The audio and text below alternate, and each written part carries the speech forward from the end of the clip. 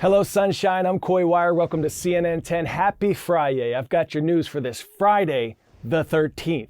And while today's date might be thought to make some people shiver and bring bad luck, let's think of it a little less as scary and more of a fright day for fun facts. Did you know Friday the 13th may actually just be a big old school marketing scheme? There's a long list of possible reasons why Friday the 13th is considered unlucky, most of them from ancient history.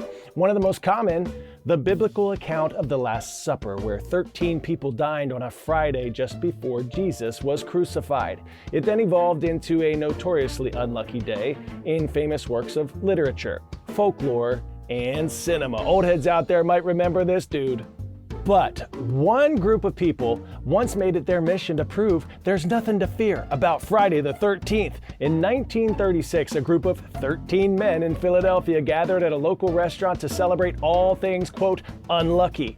The trend continued into the 90s. In Chicago, in New York, even London, they walked under ladders with umbrellas open, indoors. They smashed mirrors, they spilled salt, trying to prove that they would be just fine. The groups were founded during the Great Depression, and members knew the press would be there to get their photos of their antics, and that would create great publicity for the restaurants and gathering spots they chose.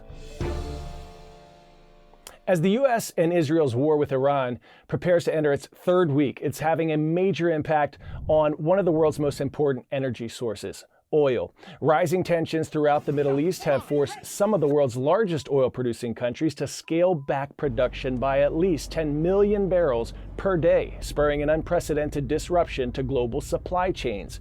This week, the price of oil hit $117 per barrel for the first time in years. For context, the average price was $73 per barrel right before the war began. Here in the U.S., gas prices have risen by more than 50 cents per gallon, and farmers are facing surging costs for everything from fuel to fertilizer.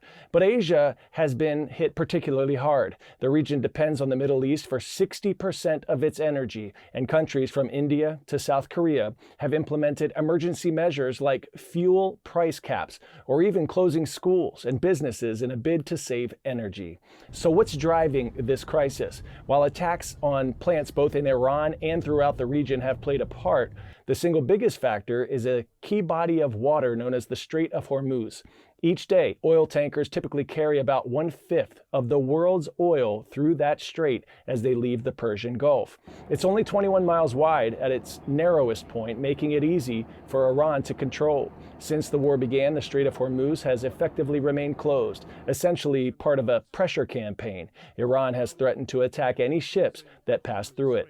This closure has even pushed member countries of the International Energy Agency and consortium of the world's biggest oil producers to release 400 million barrels of oil into the global market to try and offset the impact of the shortage. A lot of moving parts with this war and a long history. For more context on the conflict in Iran, you can jump back to last Friday's episode for an in-depth look.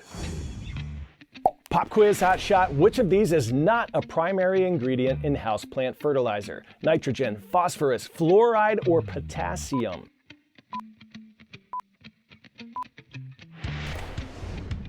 If you said fluoride, way to grow. Plants rely on nitrogen for green growth, phosphorus for blooms and roots, and potassium for strength. Fluoride, on the other hand, can be toxic to most plants.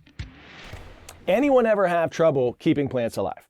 Forgetting to water them, or maybe they're just not in the right spot for the right amount of sun. Well, what if your plants could talk to you, tell you exactly what they need? Students at Spelman College in Atlanta are working to make that possible. They're building an AI tool called Plant GPT. Sensors in the soil track things like humidity, light, temperature, and moisture. The algorithm analyzes the data and turns it into simple, personalized care tips, and your plant tells you like it is.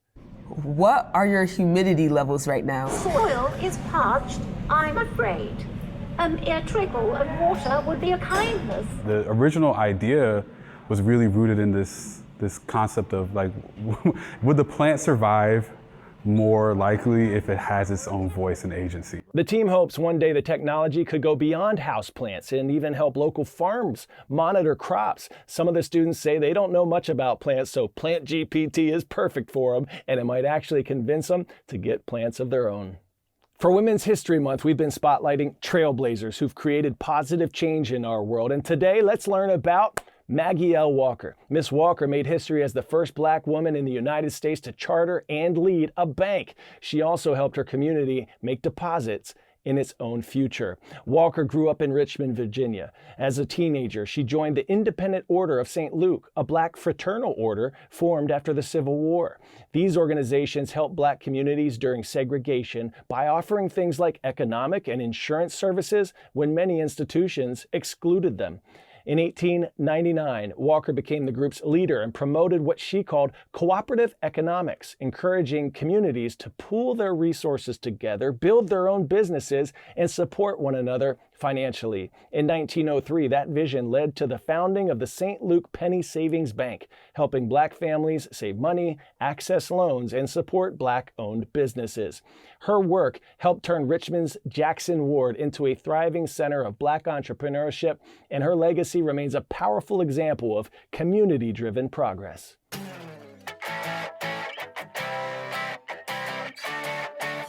Today's story getting a 10 out of 10 is Santos Vagos for life.